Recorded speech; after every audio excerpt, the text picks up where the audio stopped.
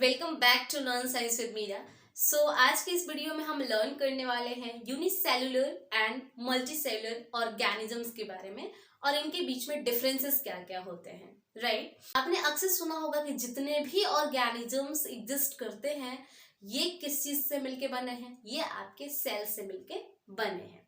लेकिन बात आती है कितने नंबर ऑफ सेल से मिलके बने हैं। राइट, उन्हीं के आधार पर कैटेगराइज किया गया ऑर्गेनिजम्स को दो टाइप में, यूनिसेलुलर एंड मल्टीसेलुलर। तो चलिए देखते हैं कि यूनिसेलुलर और मल्टीसेलुलर ऑर्गेनिजम्स जो होते हैं ये क्या क्या होते हैं।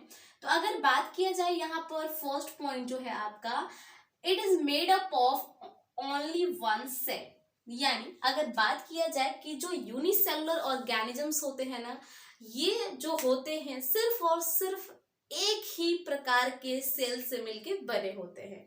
यानी इसमें एक के अलावा दो सेल नहीं हो सकते हैं जितने भी यूनिसेलुलर होंगे। ओके, यानी सिर्फ और सिर्फ एक सेल होके। अब सोचिए कि सेल तो ऑलरेडी बहुत छोटा होता है, तो वो जो ऑर्गेनिजम्स होंगे वो कितने छोटे होंगे। राइट, यानी उनको ऐसे देख पाना तो बहुत ही मुश्किल होगा। विदाउट माइक्रोस्कोप हम उनको नहीं देख सकते हैं। बात करते हैं इसमें क्या है, it is a made up of more than one cell. यानी मल्टी सेलुलर जो ऑर्गेनिजम्स होते हैं ना, वो आपके क्या है, यानी मोर देन वन सेल, यानी एक सेल से ज्यादा सेलों से मिलके बने होते हैं। तो बात करते हैं कि यूनिसेलुलर ऑर्गेनिजम्स में ऐसे कौन से ऑर्गेनिजम्स होंगे जो कि एक सेल से मिलके बने हैं। राइट, तो यहाँ पर अगर बात की जाए तो जो आपका अमीबा है ना, अमीबा और यूग्लिना बैक्टीरिया भी जो होते हैं, ये सारे के सारे जो ऑर्गेनिजम्स होते हैं ना, यूनिसेलुलर ऑर्गेनिजम्स होते हैं। यानी ये एक सेल से ही मिलकर बने हैं। अगर देखें तो स्ट्रक्चर अमीबा कुछ इस प्रकार से दिखता है और यूग्लिना कुछ इस प्रकार से। इसे हम बोलते हैं, एक्चुअली जो ये निकला हुआ है टेंटिकल, इसे हम बोलते हैं फ्लैजुला। फ्लैजुला बोलते हैं। राइट, और इसे हम बोलते हैं न्यूक्लियस, और इसमें बी से हम क्या बोलते हैं, न्यूक्लियस बोलते हैं। राइट, अगर बात करें मल्टी सेलुलर में ही जो फर्स्ट हमारा पॉइंट था, तो इसमें एग्जांपल आ जाएगा आपका plant. It is examples and it is also examples. Right, तो इसमें आपका प्लांट, एनिमल्स और जो भी इंसेक्ट्स होते हैं ना, सारे के सारे आपके क्या होते हैं, मल्टी सेलुलर ऑर्गेनिजम्स होते हैं। राइट, अगर हम बात करते हैं सेकेंड पॉइंट की, तो यहाँ पर है कि all activities of the organisms one performed by a single cell. यानी यूनिसेलुलर ऑर्गेनिजम्स में जो भी फंक्शन होते हैं ना, आपको पता होगा जितने भी लिविंग थिंग्स है उनमें एब्जॉर्प्शन, एक्सक्रीशन, ये सारी चीजें प्रोसेस आपकी होती है। राइट, तो यूनिसेलुलर में कैसे होते हैं, तो यूनिसेलुलर में सिर्फ एक ही सेल जो होता है ना, क्योंकि वो एक ही सेल से मिलके बने हैं, तो एक ही सेल आपका डाइजेशन का काम करेगा, एक ही सेल आपका ऑब्जर्प्शन का काम करेगा, एक ही सेल आपका रिप्रोडक्शन का काम करेगा, एक ही सेल आपका एक्सक्रीशन का काम करेगा। यानी एक ही सेल पे सारा का सारा जितना भी काम है ना उनके बॉडी प्रोसेस में, वो एक ही सेल देखने वाले हैं। राइट, सेकेंड प्रोसेस इसमें है, सेकेंड पॉइंट इसमें है कि all activities is performed by group of sales.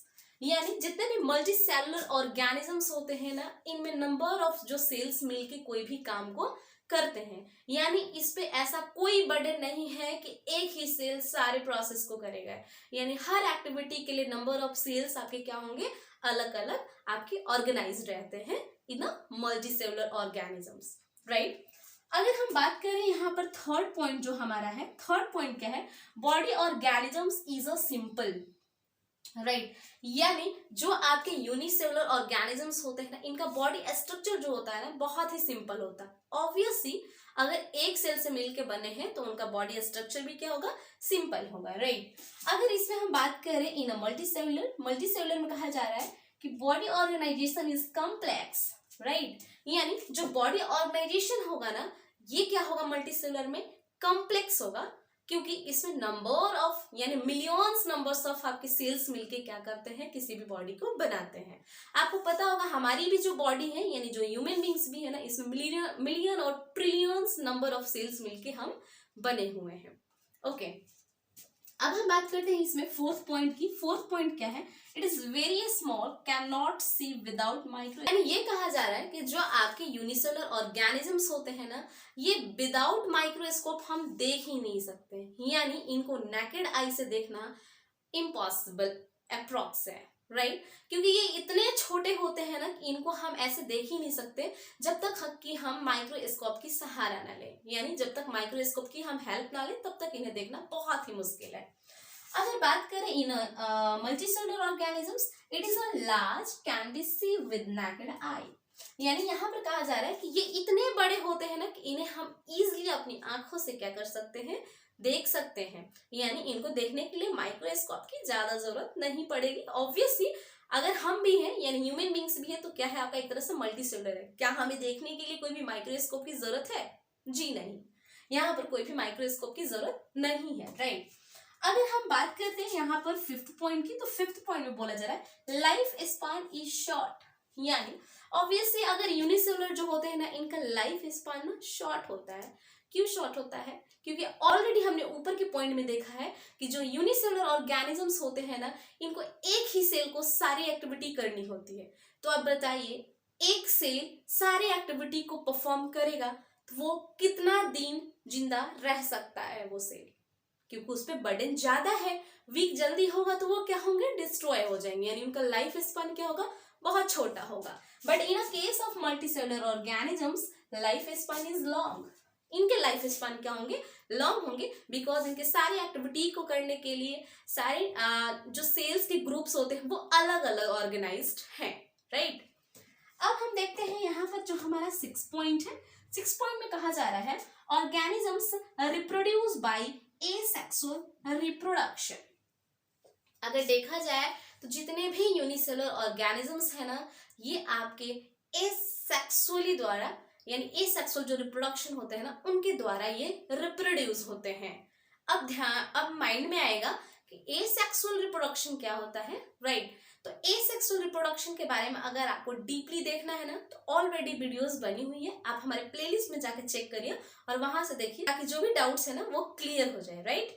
अगर हम बात करें in a case of multicellular organisms, organisms reproduce by sexual reproduction. यानी जितने भी हायर आपके एनिमल्स है ना, उनमें जो रिप्रोडक्शन होता है वो सेक्सुअल रिप्रोडक्शन होता है, राइट? ऑलरेडी इस पर भी वीडियो बनी हुई है, आप हमारे प्लेलिस्ट को चेक करें, वहां से आप वीडियो देखें कि what is reproduction, what is asexual reproduction and sexual reproduction, difference between of sexual and asexual reproduction, right? अगर हम लास्ट पॉइंट की बात करें तो here is 7 point is it is eukaryotes and prokaryotes. जो आपके यूनिसेलुलर ऑर्गेनिजम्स होते हैं ना, ये यूकैरियोट्स भी हो सकते हैं और प्रोकैरियोट्स भी हो सकते हैं। अगर आप यूकैरियोट्स और प्रोकैरियोट्स भी देखना चाहते हैं, ये भी हमारे प्लेलिस्ट को चेक करें, राइट? इसमें आपका जो है ना, sorry, here is a 6 point, right, mistake, and here is a 7 point. 7 point में बोला जा रहा है मल्टीसेलुलर ऑर्गेनिज्म में ओनली इंक्लूड्स यूकैरियोट्स। यहाँ पर कहा जा रहा है कि जितने भी मल्टीसेलुलर ऑर्गेनिजम्स होते हैं ना, इनमें यूकैरियोट्स आपके क्या होते हैं, इन्वॉल्व होते हैं। तो ओवरऑल आज हमने इस वीडियो में सीखा कि यूनिसेलुलर और मल्टीसेलुलर ऑर्गेनिजम्स क्या होते हैं, इनके बीच में डिफरेंसेस क्या क्या होते हैं। अगर आपको वीडियो अच्छी लगी हो तो आप हमारे चैनल को सब्सक्राइब कर ले, वीडियो को लाइक कर ले और अपने दोस्तों के बीच में वीडियो को भी शेयर करें।